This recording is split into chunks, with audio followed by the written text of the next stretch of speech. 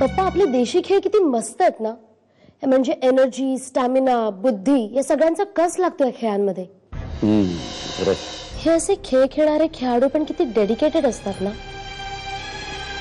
पण या देशी खेळांना ग्लॅमरस नाहीये.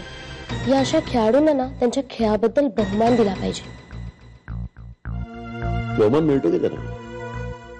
बहुमान मिळतो, पुरस्कारही मिळतात. हे जे पुरस्कार मिळतात ते आजपर्यंत त्यांनी जे काम केलंय त्याची पावती असते. पप्पा, भाऊ नावाचे कोणीतरी आहेत, पण ते मात्र अशा प्रकारातले नाहीत. तुला कसं माहित आहे भाऊ? म्हणजे काल माझ्या त्या कबड्डीतल्या मैत्रिणी भेटल्या होत्या त्या दिवशी. त्यांच्यात विषय चालू होता.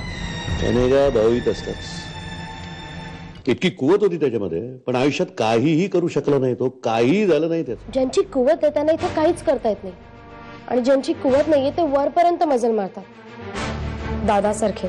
हे खूप भयंकर आहे पप्पा. भाऊ एक ताकदीचे खेळाडू असूनही त्यांचं करिअर बर्बाद झालं. का? तर त्यांच्या पाठीशी तुमच्यासारखा समर्थ बाप नव्हता म्हणून. What is this place Shivani? लोक कसे राहतात इथे? प्रायव्हसीचा कन्सेप्टच नसेल. शीतल, हळू. भाऊ हे भाऊ. काय काय आलीस परत?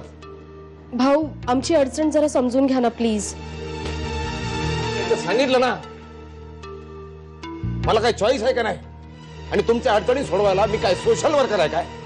आमच्या कबड्डी टीमचा प्रश्न आहे. मला नाही पटत ना तुमचा हा खेळ. पण आमचं ऐकून तर घ्या. तुझ्याशी मी का बोलू? देशमुखांच्या मुलीची मी का बोलू? मगाचपासून मी बघतीये तुम्ही सतत चिडलेले आहात, एखादा अँग्री यंग मॅन सारखं. कर, तू फ्लर्ट कर, पण तू फ्लर्ट करावं त्या टाईपचा मी नाही. Okay fine.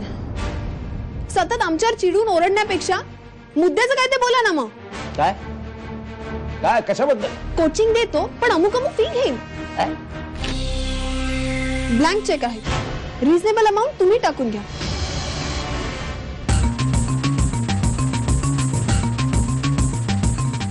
बघा, भाऊला विकत घ्यायला आली ही. ब्लँक चेक पाहिजे ती रक्कम टाका म्हणते.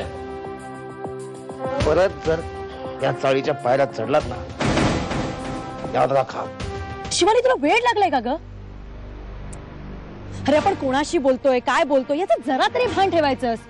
तर शीतलला काय अक्कल आहे का? सॉरी अरुणा. अगं माझा हेतू एवढाच होता की आपण एक वेगळा प्रयत्न करून बघूया. हा असा. अगं अरुणा, मी त्यांना पैसे लाच म्हणून ऑफर करायला नव्हते गेले.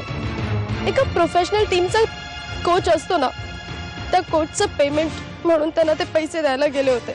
शिवानी, तू इतका मोठा गोळ घातलायस ना ग की आता परत भाऊंना पटवणं खूप कठीण आहे. उजू, आता काहीतरी वेगळा मार्ग काढायला लागणार आहे, कारण आता भाऊ आपल्या पाठीशी उभं राहणं केवळ अशक्य आहे. काय रे, मगाशी कोणाशी बोलत होतास माझ्याबद्दल? कोणाशी नाही.